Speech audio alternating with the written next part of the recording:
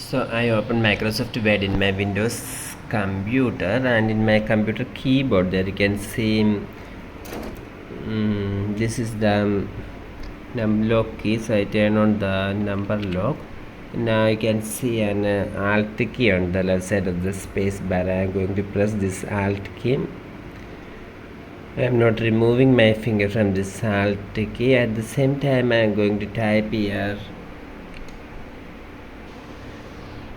10793.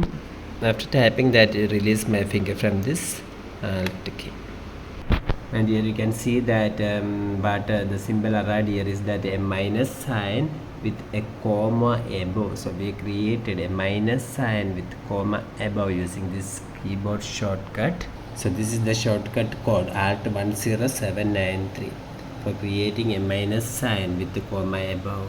For more videos you can subscribe. Thank you.